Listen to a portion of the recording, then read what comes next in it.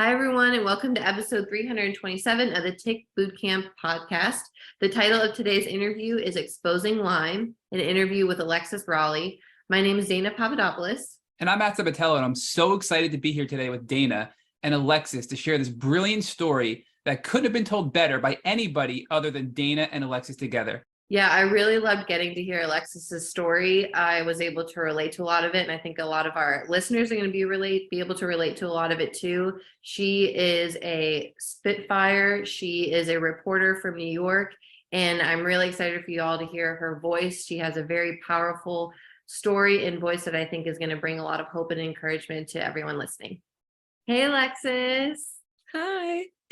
So good to have you on the podcast today. I'm Dana Papadopoulos for those who are listening in, and I'm co-hosting with Matt Sabatello for the Tick Bootcamp podcast. And we're so happy to have you on the podcast today and just hear about your story. I'm really excited to get into it and learn more about you and learn about your journey. I've learned that a lot of our journeys are different, but they're also very similar. So even just reading a little bit of your story, I related so much to everything. So I'm really excited to jump into it. But why don't you first tell us a little bit about you, where you're from, give some background to everyone listening so we can just learn more about you. Yeah, awesome. Well, thank you again for having me. I'm really excited to share my story and just have other people listen and try and connect and spread awareness as much as I can. But a little bit about me, I actually just turned 25 today. Happy birthday. Thank you so much. I was, I believe, 21 when I got diagnosed with Lyme. I started feeling a little bit of like random symptoms here and there. It started more like neurological, like migraines and eye problems and neck stiffness and muscle pain as well. And it just quickly escalated after that with a lot of misdiagnosis. I am from the Northeast. I'm from New York, more upstate. So it is a very high tick populated area. Mm-hmm. But you'd think that would, kind of have doctors more aware of, hey, Lyme disease is very prevalent here, but they kind of dismissed it as much as they could, didn't even bat an eye when I said, oh, is this possible? So it's been a journey, to say the least, very challenging. And I've somehow managed to get through it with a lot of ups and downs, but I'm here today trying to share my story. So thank you again. I love that. I think when we all go through things like this, it's just after going through so much misdiagnosis and invalidation, it's just like once we get to the other side, we just want to share and help other people. But talk to me a little bit about what your life was like before 21. Did you grow up in New York? Were you into sports? I know for me, I was heavily into sports growing up. So tell me about your life a little bit before 21, if you don't mind. So before I got sick, I was just a normal college kid. I was in the process of receiving my bachelor's. I actually had to take a semester off. I should have taken a year, but I was getting my bachelor's in business and at Binghamton University, and I was having a lot of fun. I mean, just being the typical college kid and going out, but being able to go out, work out at 6 a.m., go to class, and then literally do it over again for 4 days in a row. So it was very like a big surprise when all of a sudden my body just stopped responding and like kind of failing me in a way, because I was like, okay, what's going on here? And I have already I felt like a lot of anxiety, but when you get sick, it like really builds up. So that anxiety got so much worse. And then when I was in high school, I played soccer and softball, but I kept getting injured like over and over and over and over again, like down to tearing my like quad, hamstring. I had osteochondritis in my ankle, my SI joint. I fractured my back. So it was like a lot of random things that, hey, maybe I did have Lyme then and it was causing stuff, but it wasn't as bad as it got. So it wasn't like a huge like red flag because people get injured all the time. Maybe their bodies aren't equipped to playing sports. I was always a little bit more fragile, but it was like very discouraging.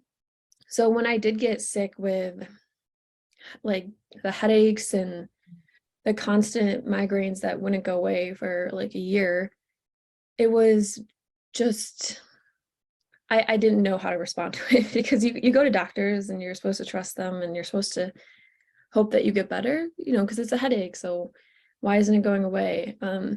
At that time, I wasn't educated in the Lyme disease, area and world, I should say. So it was confusing what could be possibly going on. I was misdiagnosed with lupus, MS, everything in between, fibromyalgia. So yeah, that's where I kind of was at for about 2 years before I was diagnosed with Lyme. And like the random stuff that happened to me as far as in high school and college was just, I thought was normal. Yeah, I can relate so much to that. Even looking back at my own journey of like growing up, did I have Lyme? Have I had it the whole time? What's kind of like brought it out? And kind of what you said before when you were in college, like you were getting up at 6 a.m. and doing the whole thing over again. I too I felt like invincible before Lyme. And then like once the symptoms came, it was it's when it started interfering with my functionality. Whereas like I couldn't push as hard, or like you're saying, the migraines became a complete inability to do like normal everyday tasks. So that diagnosis was, you said, around like 21. Mm-hmm. And it you was were right around my birthday. Yeah. So this time when I was about 21. Yeah. Yeah. And you were in and out of like doctor's offices for 2 years. Yeah, I would say 2 years. Before that, like how I said, I was in high school, I was getting weird symptoms. I got mono in high school. And like after that, it slowly started to like creep up on me in ways. And I know the two kind of go hand in hand. So I would say around them, but like it wasn't up until my sophomore or junior year of college that the symptoms became debilitating and I literally couldn't get out of bed, or I was just crying in pain because it was so bad. Yeah. No, I totally understand and relate too. I went to college. It took me about 6 years to finish my bachelor's because I had to drop out at least like twice. I know, just because I couldn't finish the semester because like symptoms get too bad. I ended up in a wheelchair at one point. I couldn't make it to classes. So I totally understand. And one thing I did want to address really quick before we go further, or ask you about before we go further into your diagnostic journey, is about college. Like you graduated with a degree in business management. Did you know that was something you always wanted to do? Or did you have other goals or dreams growing up? Yeah, so I would say no. When I was a senior in high school, I got into this college program that accelerated me towards a business degree faster. I took college courses then. So I was like, okay, there's a lot you can do with a business degree. So I kind of just kept an open mind to it and went from there. I wasn't in love with it. And then I tried internships and it wasn't completely clicking. But when I was a senior, I think in college, I was like, okay, I think I want to do exactly what I've always kind of felt like I wanted to do. And that was become a journalist in sports. I grew up around sports. My dad coached professional baseball. And like I mentioned before, my cousin's in the MLB. So my brothers played too. My brother just signed to D1 college. So it's always been around me since literally the day I was born. I grew up on a baseball field. So I was like, I want to do sports broadcasting. And I did internships when I was in college that I was like, wow, this is a lot of fun. It was difficult because I was sick at the time. So I didn't know what was going on. So I still really enjoyed it, but I went to Syracuse University to get my master's in broadcast and digital journalism. And from there, I just graduated in July and started, my career. So. And would you say you're in your dream job now? You're working towards it, or where are you at with that? Yeah, I would say I am definitely working towards it. Mm-hmm. Sports, to say the least, but I do enjoy covering local stories and, sharing what's going on in the community.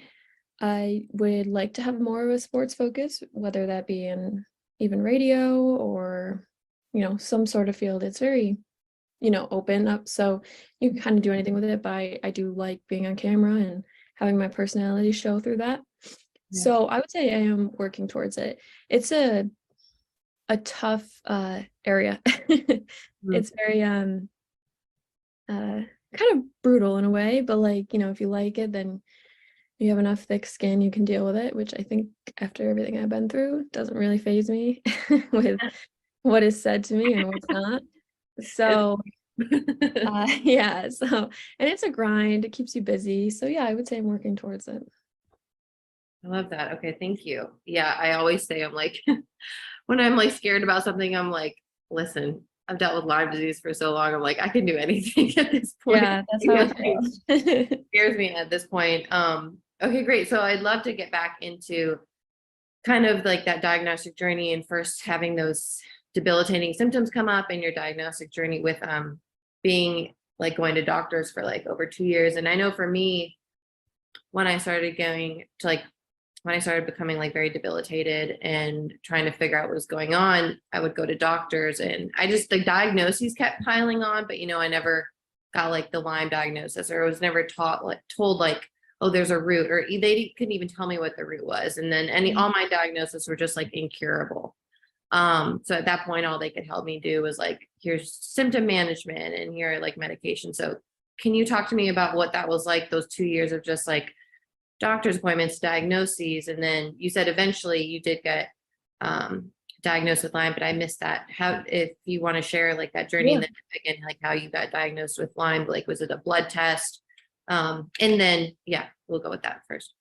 Yeah, so it was like for those 2 years, it was a bunch of seeing doctors over and over again, even for my heart, my nerves, everything in between. And I guess the doctor I saw the most was the neurologist. I went to Buffalo, New York to see a specialist, and they just kept diagnosing me with migraines, and I was getting like Botox to help manage that. I was doing Emgality shots, which is a shot in your stomach to help with migraines. And it really like never took away the full pain, and then it just kept getting worse as the Lyme kept getting worse. So I ended up seeing a neurosurgeon because they did a MRA, and the neurologist was like, hey, I think I see an aneurysm. I'm not sure, but let's go get it checked out. So the neurosurgeon I saw did a CT angiogram. He was like, it's not an aneurysm, but you have severe swelling in the brain. So I would have you start off with getting diagnosed with Lyme disease, lupus, and then MS, but let's start there first. So I saw a Lyme literate doctor in Albany, and he diagnosed me with a blood test to determine that I had Lyme and Bartonella, babesiosis, aeruginosis, rickettsia, babesiosis, if I didn't say that. So it was kind of a lot, and it was stressful because I was like, what's going on? And so that's kind of how it went, but that's what got me there. And then I did the protocol that he wanted, which was oral antibiotics, and then I got a PICC line in with IV antibiotics. And it really didn't do much of anything for me besides completely destroy my gut health. And I had no sort of life, living with a PICC line and 6 hours of IV antibiotics every day. So I finally got to a point where I was like, okay, Mom, I'm not doing this anymore. Like, I have this plan. I did a lot of like research myself, and I was kind of my own advocate and found a different path that led me to Sanoviv Medical Institute in Tijuana. So Alexis, we're really excited to get to the Sanoviv part of your journey. but I want to spend a little more time talking about your diagnosis in the first year of antibiotics, because a lot of people we've spoken to have had success with antibiotics, and it may just be, okay, knocked out 40%, and then I had to find alternative medicine for the other 60. Some people say it didn't help at all, but I'm just curious, what specific antibiotics were you using? Was it one antibiotic? Was it a cocktail? Do you know what exactly you were getting through the PICC line? I can try to remember. It was a bunch because I was doing oral antibiotics as well. I was doing a certain antibiotic that was yellow for the babesiosis. It was a liquid. I did that, and then I was on 2 other oral antibiotics on top of 3 IV antibiotics, and I want to say one of them was Rocephin. I want to say the other one was like Doxy, and I can't exactly remember, but it was a bunch, and it was pretty much, it was supposed to cover Lyme and all the co-infections, but it didn't really do much for me. But you were hitting it pretty hard, right? I mean, that's a lot. Yeah. Oral, IV. Yeah. You were doing specific IV and orals for Lyme and co-infections, including Babesia, right? Mhm. Now, did you feel any better at all within this 1 year window? In the short term and the long term, was there any improvements in your health, or was it really just status quo for the entire year? I would say about like 20%. So not much of an improvement. And it was discouraging because I just didn't want to be 20. I think I was 22 at the time. Or 21. I don't know exactly when I started it all, but yeah, it wasn't really helpful, to say the least. And you mentioned there may have been some other things that were side effects of the aggressive antibiotic treatment. So what was happening to your body because of the antibiotics that you think were side effects or consequences of the treatment you were getting? It really destroyed my gut health. Just the amount of antibiotics I was on for such a long period of time made me more fatigued, more depressed, more anxious. It just wasn't really getting to the root cause of just, I guess, killing off the bacteria. Were your doctors working with you to address the psychological and the emotional components? Because Lyme does cause psychological symptoms, right? It causes anxiety and depression. It's a known symptom. Plus, when you're that sick, it's natural to become anxious and depressed, right? So were your doctors seeing this? Were you sharing this with your doctors? And were you getting any kind of emotional support throughout this 1 year window as well? Yeah, I was sharing it with him, and he would give me like strong anxiety medications and depression medications. And I mean, like, I think one of them was lithium. And I was like, I don't think this is the right, this isn't gonna, like, this is strong. This is like, for bipolar and schizophrenia, like, I don't think this is what it was. So I kind of took it for like a week, and I was like, no, I'm not taking this. I felt worse, and I just was even more anxious and depressed. And it wasn't really like, oh, you should go see somebody. I probably wouldn't have anyway, just because I didn't want to talk to anyone, but it was more of, let's give you more medication. So I always like to look for signs that we see on this podcast to help other people that are listening to your experience learn from your journey, right? And I think the fact that you were given such strong medications to help with your mental health, and it didn't help, to me, is a sign that there was something else going on, right? Because these medications do help a lot of people that are suffering from bipolar disorder or things like that. So do you think, looking back, that was a sign to say, hey, look, I'm depressed and anxious, but there's an underlying physiological bacterial cause to what's going on with my mental health right now? Like, do you think that's something that could have been picked up by some of your doctors at the time? Yeah, before I was diagnosed, you mean? Even when you did your first year with the IV antibiotics, it sounds like your doctor was just throwing all this medication at you to help with these emotional symptoms, but not really explaining that they're being caused by Lyme and herxing and treatment and things like that, right? Right. So, I mean, I think he was like, this is gonna happen, but after a year, I'm like, oh, okay, well, when's it gonna stop happening? And I got sick of it. I got sick of watching everyone around me live their life, and me just sit in bed pretty much all day, being anxious, depressed, and pain, and having IV antibiotics take up the majority of my day. Totally understandable, right? I mean, now, was he doing anything to help combat the gut health side of things? Because obviously your gut was being damaged from all these antibiotics. were you doing anything to address that, or any other alternatives in addition to the antibiotics that help you counter the damage being done throughout this 1 year window? Yeah, I was given a heavy dose of probiotics the morning and night. I just don't think that it was enough because I was still getting hit with the antibiotics. So it was kind of counteractive in a way. Not really exactly. You take the probiotics once you're off antibiotics. So it was, you're going back and forth, back and forth, back and forth. It really didn't do much. I know I ended up getting diagnosed with like a leaky gut further in my diagnosis down the road.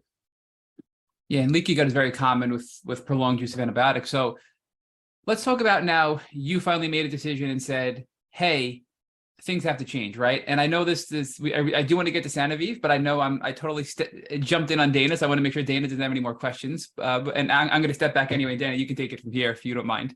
Yeah, no, I do just want to, you just said so many great things, Alexis, that I just wanted to make sure I validated and just kind of spoke to, because you said so many things that I related with. And I think something that's important to note is just the grief and the emotional turmoil you go through when you get sick so young, especially in college. Like you were saying, like it's very hard when you get sick and you're supposed to be this young, vibrant, and you're in like the prime years, and you're in an environment where you see all your friends like living to their fullest potential, and you're like, I'm sick, or like, why can't I do that? I think, and I know for me, that's something that I struggled with in the beginning, because I also was like, I was at my sickest, or when I was first getting diagnosed and stuff, like in early college, and I would go to doctors and I would tell them like how I was feeling, kind of like you, and it just got really hard because I would be like, being young and you look good, quote unquote. They're like, oh, it's just depression or anxiety. And I'd be like, okay, yes, I'm depressed and I'm anxious, but I'm like, it's because of X, Y. Exactly. It was like, I was like, depression and anxiety isn't causing all of this. Mm-hmm. The depression and anxiety is a byproduct. So they would want to like treat me with the medications. But what I found for me is like any medication I was on, honestly, for me, and it like Matt was saying, it helped some people, but I know for me, one of the things they put me on just made me feel really numb, and that was also really hard, just the medication. But again, it was just like this whole journey for me of like being put on stuff for like symptom management, but like never getting to like the root. And then I did want to also say that like I definitely did relate with you in the sense of like gut health.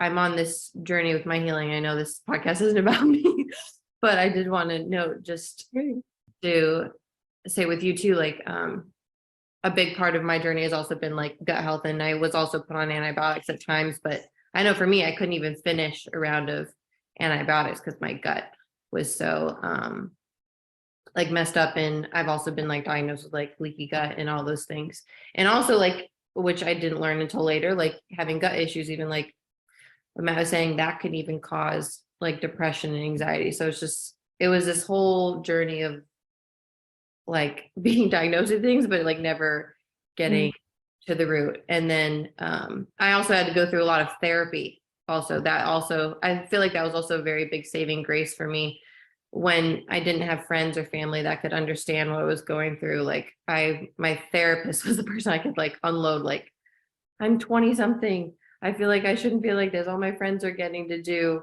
whatever, or like anything they want, and I'm stuck in a wheelchair. Like I'm like just trying to make it through the day. And so I just wanted to I totally I relate. I totally understand. Very similar journey, and it's hard. I don't think a lot of people understand how much grief really comes from Lyme diagnosis and all the health issues we go through. And that's something that we have to like learn and process. You have to feel that grief. Like I always say, and it's something I'm still working on, is like, it does really feel like I'm 31 now. And I'm just like, sometimes I think I'm like, wow, it feels like Lyme stole my 20s. Like, cause I was just sick all the time. And I think being able to say that is important, because to acknowledge the grief, and because I think a lot of times that's something that we don't do in our journeys, and it's really rough. Like it is a really hard journey, but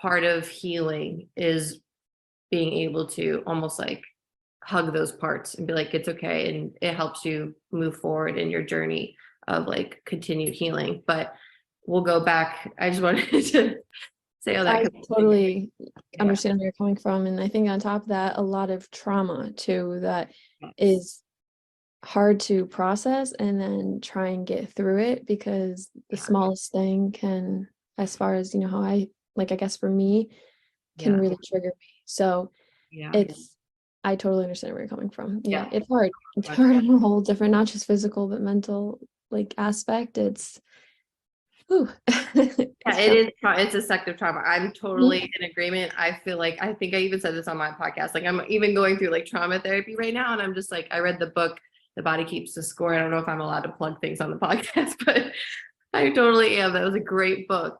But I just realized, I was like, why is no one talking about chronic illness literally being its own sect of trauma? Like that is its own subject in and of its own. And I'm like, maybe one day it'll be recognized as a trauma in and of itself. Right. And that's interesting, because I was actually talking to my mom yesterday about starting trauma therapy or something along the lines. And I'll have to check out that book as well. But yeah, great book. Yeah. It's tough. I'm going to jump in real quick because I have to just share, we love Dr. Jeff's Tick Bootcamp, and she posts a lot of great content about trauma related to chronic illness and how it can inhibit you from healing.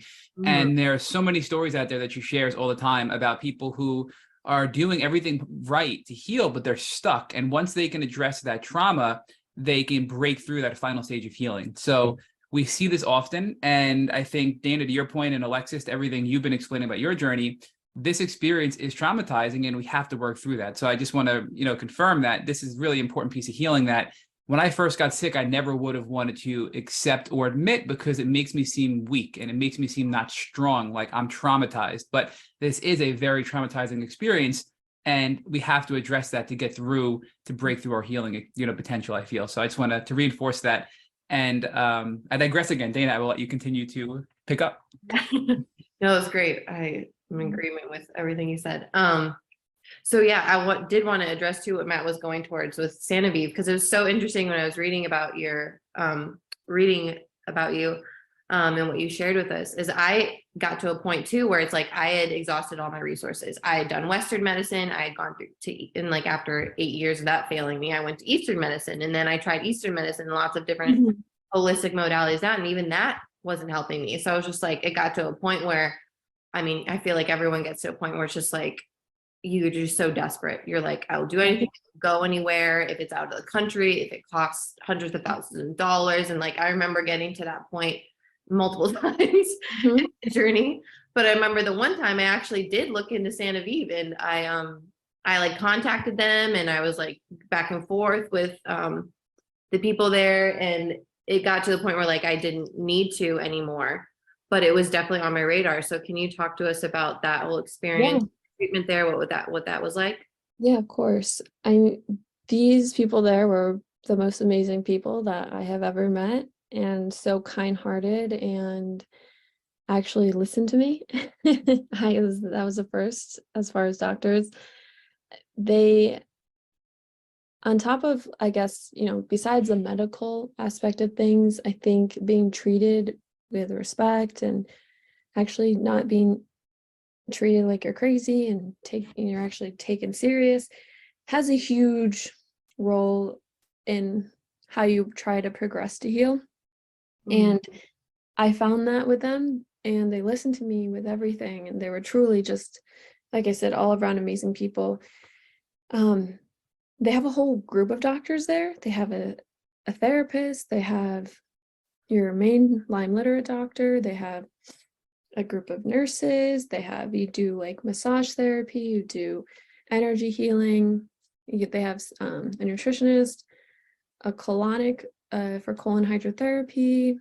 There's like a long list of things, and food that's that you can eat. That's, you go through a nutritionist, they do the food for you, and it's designed just for you. And it was just a great experience. I was nervous the first time going into it, but I went with my sister, because at the time it was during COVID and they were really strict on the passport thing. My mom couldn't, like, it was going to take so long for her passport to renew during COVID time. So my sister went with me, and we're like about a year apart, and she had a great time there and thought it was amazing too, but it was good having somebody there with me. I'm just trying to like explain it. So when you're there, you get eventually, you talk to your doctors and whatnot, you get a port put in for 2 weeks, and then you go through all the IV antibiotics, you go through all the treatment, and it's like a scheduled day, and it's pretty long, it's pretty lengthy, and because they want to cover all their bases, they want to make sure you're getting the best treatment.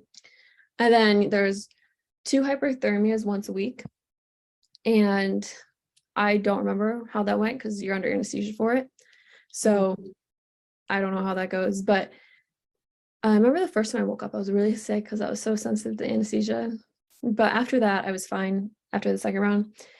And it was just an overall great experience. And it does take a while to feel better afterwards because you just have to, your body's healing. There's so much like pain that it went through for so long. And the way they described it is like you have a bruise, you get burnt. It takes a while to heal. So that was hard for me to accept because, you go there and you're like, oh, I want to be better. But it's just a lot of patience. But that was the best decision that I ever made. So. Yeah. So would you say that was like the treatment in that facility is what like got you back like to some semblance of functionality? It started like, did it take away the migraines you were having all the time? Yeah. That would be kind of like my saving grace. That's what got me there. And then going back on what Matt was saying about how if you don't heal your mental aspect, it can cause problems in trying to heal you physically and interrupt that process. So they're really they take the mental health part very seriously, and they with the therapist, even with energy healing, they make sure that that and that they make you feel okay. And I think that was important because I never get treated like that even till this day in the States with my doctors here. So that was really good to see because, like I said, you don't really see that often. Yeah. So was their treatment for like the mental health component different? You said it was a therapist and an energy healer. Did they recommend supplements, medication, anything else to like help you with your mental health? Yeah, and they did send me home with like a 3-month supply of kind of an antidepressant, anxiety, just to help me, get through those 3 months of feeling better and trying to, because like I said, it's a little bit of a process. So you'll have your ups and downs. And so they did do that, and that I think helped a lot too. But it wasn't like a long term, like, oh, take this for 5 years. It was 3 months. And I really like that because they weren't trying to just shove that down, my throat and be like, oh, this is what you got to do. So that was good. Different. They had a different outlook on stuff. That was 2 years ago, you said, during COVID.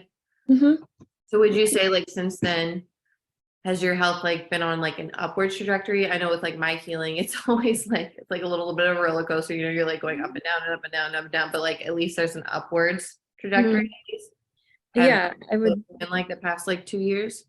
I would say that I did have to go back and do the treatment again just because like my case was very challenging. So I did have to go back and do the treatment again, but since then I've had my ups and downs for sure. I mean, there's a lot of permanent damage that they can't fix, so that's just something that I'm still trying to learn to deal with.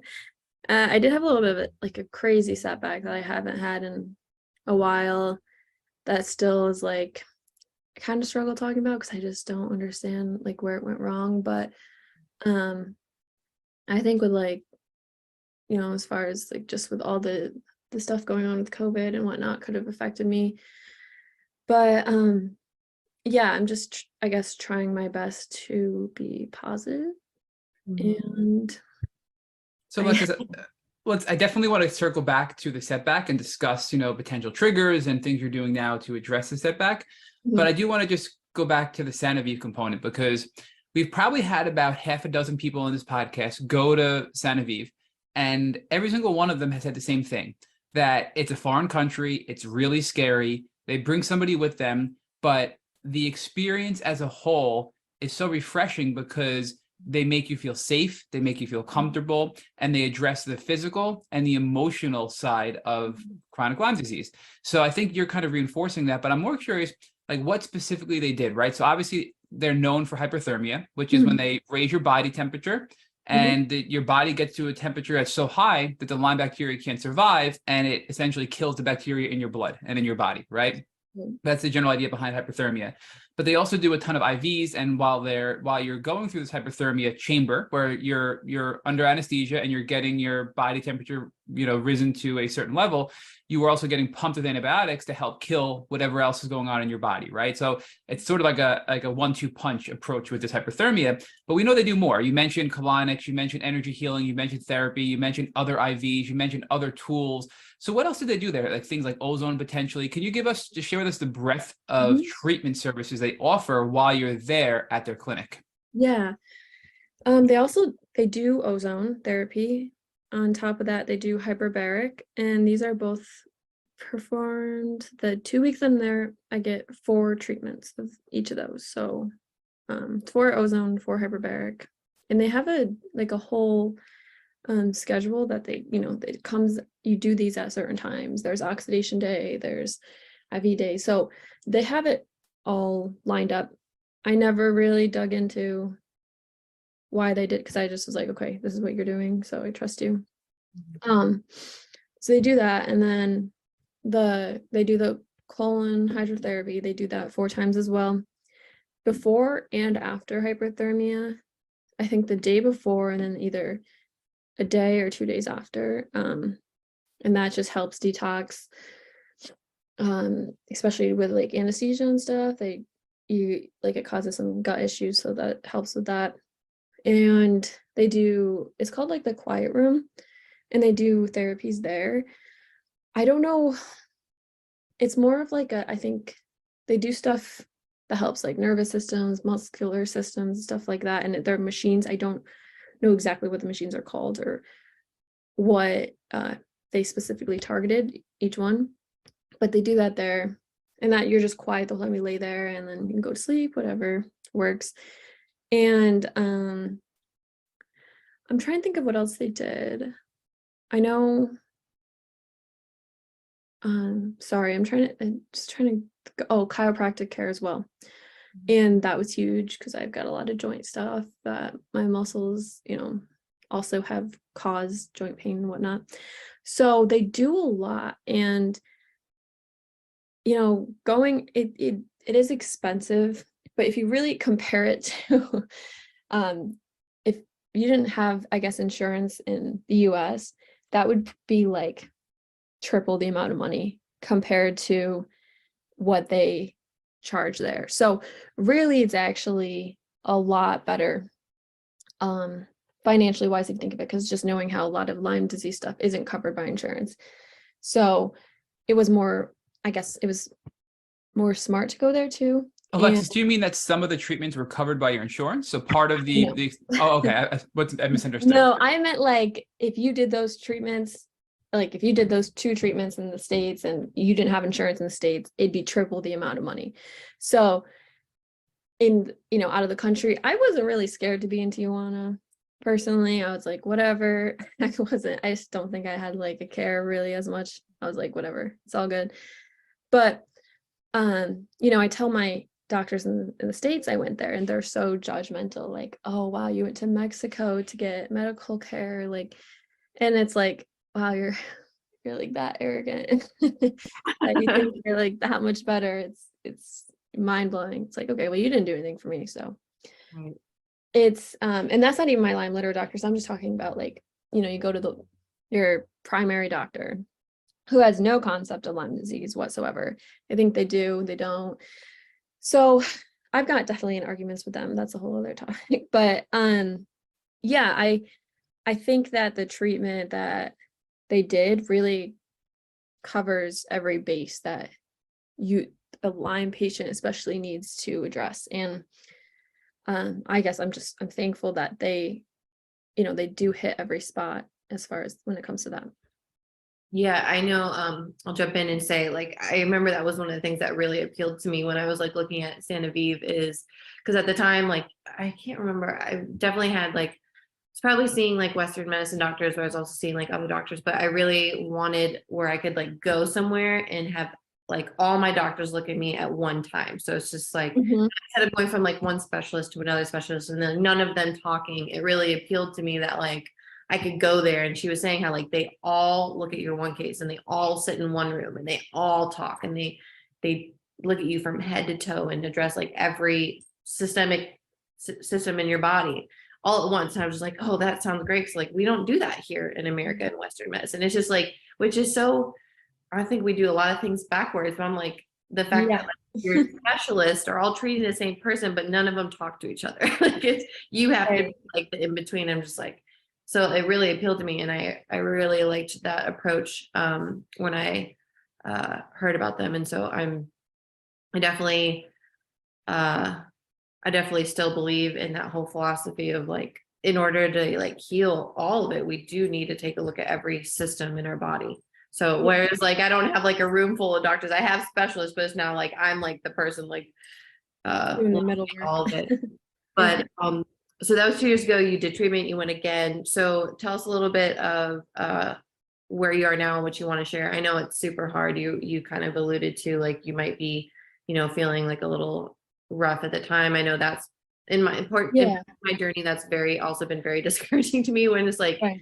you're on a high and then you dip again, you're like, and then Mhm. you start overanalyzing everything. You're like, what did I do? What did I eat? What did I take? You're like, what did I do to cause this and whatever? So I'm so sorry. Share what you feel like you want to share. But if you could talk to us now about like you said, you went back and how you're doing now and where you're at now, maybe with treatment and things like that. Yeah, I mean, it gets discouraging. I will say I did do a test on my cortisol levels. I have absolutely no cortisol right now. So that's playing a huge role in how I feel and flaring my symptoms up, which I didn't realize that it could. So I am in the process of trying to get that back. Like they said, it was like stage 4 adrenal dysfunction, I believe it's what it's called. And it's, they do tests, when they do the test there, they literally cover every single base down to blood work. They're doing the adrenal dysfunction, I mean, everything. So when they check your, like your bladder, so going through that, when I got the adrenal test back, it's supposed to be like this or something, up and down, up and down. Mine was a straight flat line at the bottom. So I have no energy whatsoever and my symptoms are like, ooh. So it's been tough because I'm like, okay, what's going on? And sometimes I just like struggle talking about it because I mean, especially when when you don't feel well, you're like, I have a hard time speaking about it because I'm like, okay, I don't even know how to process it. So it's hard for me to get it out. But I am in the process of doing that. They actually wrote me a script. My doctor in Mexico wrote me a script to give to my doctor here, which it's been so hard to get them to prescribe it. And I don't understand why, because here's the script from, I honestly believe they don't want to do it because it's written from a doctor outside of the country and it comes with the arrogance and the ego and they just don't want to because they really don't have any exact reason. But my dermatologist, who is amazing, has really helped me with that because I have skin stuff too. So it helps with the skin and whatnot, like rashes and eczema. So I was able to get the medication I needed to be prescribed to me to help my adrenal, dysfunction. And I'm on supplements. I'm on a decent amount of supplements right now just because of where I'm at. But I mean, it covers everything that they're trying to, combat. So I don't really mind it. Like I said, I would do anything to feel amazing. So Alexis, can you share with us, do you know what supplement you're taking or if some of them, and also what that prescription is? So you can share with our listeners what prescription you were given from Mexico to help with your hormones and also what you're doing supplement wise now to try to continue to improve and maintain your health. Yeah. So the Supplements are, let me try and think. I have GI Revive, Vital Health or Vital Brain, B Supreme, a multivitamin, saffron, I think, and then like another Mood Improve, probiotic, vitamin C, and there's two, it's called GI Detox. It's a binder, and then an antimicrobial, I don't think I said that wrong.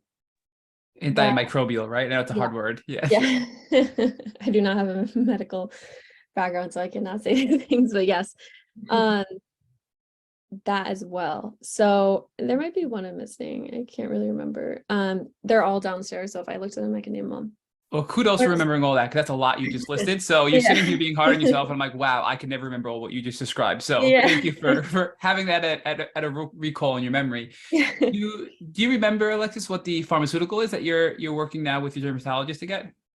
Yeah, I want to say it's Cortef or hydrocortisone, just because that helps with the cortisone levels. Like I said, I'm covered in eczema, so really a lot of it was for the skin problems as well. But my doctor at home, my doctor in Mexico actually told me to get it prescribed by a dermatologist because they're able to prescribe that medication for that reason. So, yeah. And they said any doctor can prescribe it, but of course, like, I have doctors that that just don't want to help out. It's just like, wow, but whatever. No, I understand that. I'm currently, even now, still like, I'm currently trying to find a doctor that'll refill something for me. And I'm just like, because like it was been like recommended, but I can't get a physician. Yeah. I'm just like, and then it's a vitamin, and I'm like, it's a vitamin. I'm like, why would you? Right. It's really crazy. So, my primary doctor, I did leave a message with them. I have like two different primary doctors, more of a functional medicine one and a different one as well, I guess Western medicine type. The functional medicine one didn't prescribe it, which I was kind of surprised, but the primary one, the Western medicine area, said like their nurse said that she could prescribe it and that she would, but she just, I guess, maybe didn't get around to it. So but it's fine because when I had the appointment with my dermatologist, they were able to he was able to do it. So yeah, sometimes we have to go around, like, find some loopholes sometimes. Like, get around the system. But it sounds like I'm really thankful that you do have a team of people around you, like same as me. Like, I have different people in different spheres. Like, I have, primary care, functional med. So I'm just really thankful to hear that you have like a team of people and you have resources. Like, you have Sanoviv, they're still helping you. That's super great. That can be encouraging, as we go through dips, to just have like those resources. So I'm really glad that you still have those and you're working towards that. So switching gears a little bit, I just want to hear about where you're at now with your job. So we talked about it earlier, you're in like reporting and journalism.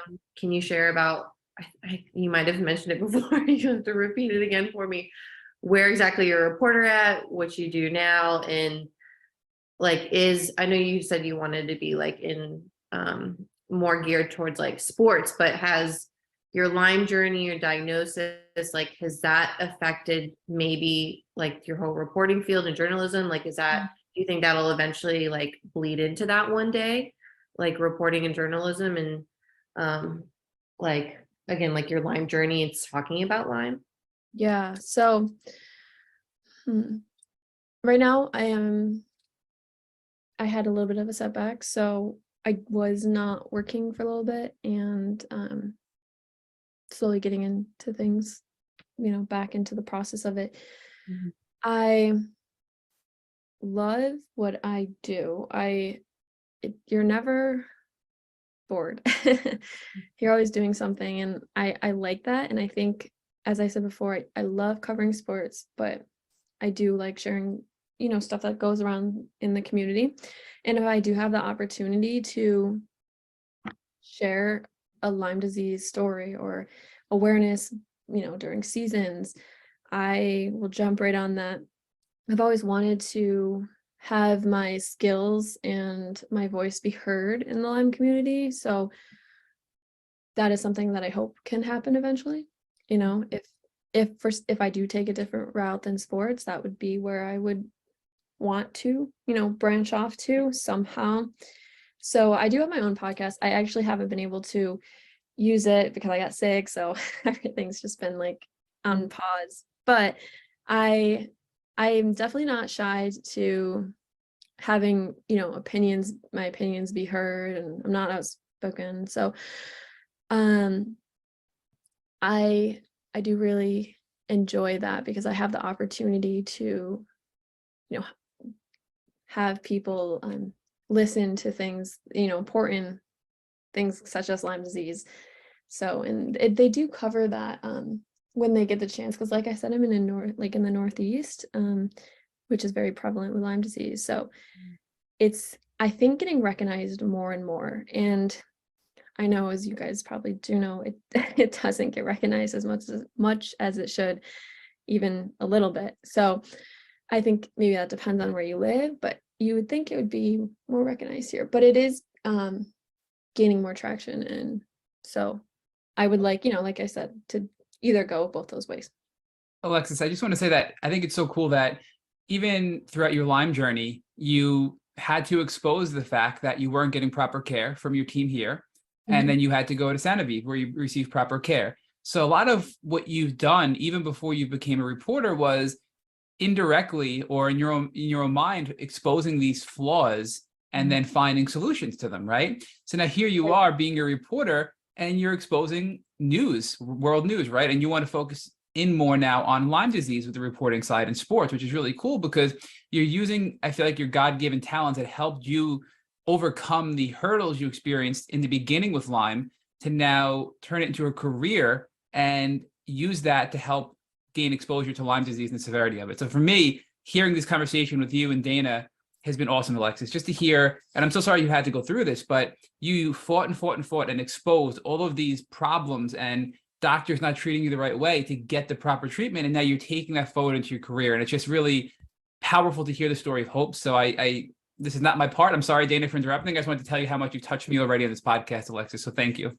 I appreciate that. Thank you so much, because it's been challenging. So I think another reason why I wanted to go into journalism was because of the way I kind of did my own thing and went, above and beyond, and maybe upset some people along the way, but not intentionally, just by trying to get better. And, if some people don't like being told that they're wrong or they didn't do something right. And I don't really have an issue kind of being honest and in a respectful way, but especially when it comes to my health. So I think I'm, like you said, taking those skills and putting it into something that I love. So I really do appreciate that. Thank you so much.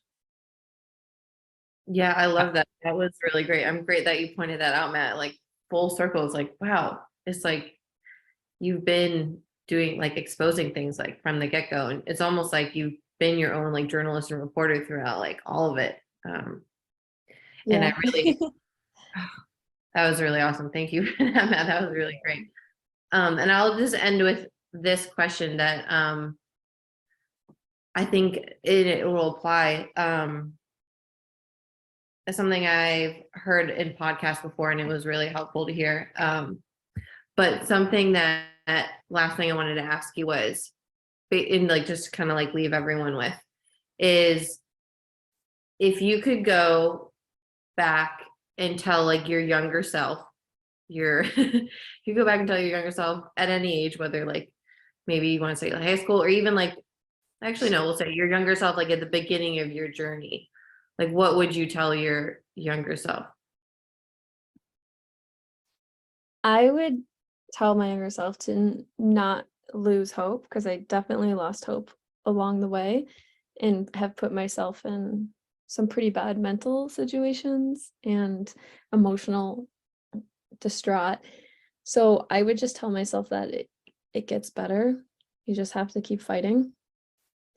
And if I could tell myself what it was, but I would tell myself to keep doing what I do best, which is not giving up and staying true to myself, because I think that's what's got me here and has actually just been the reason why I'm still alive, given the emotional and physical aspects that Lyme disease, the distraught it causes to us. So yeah.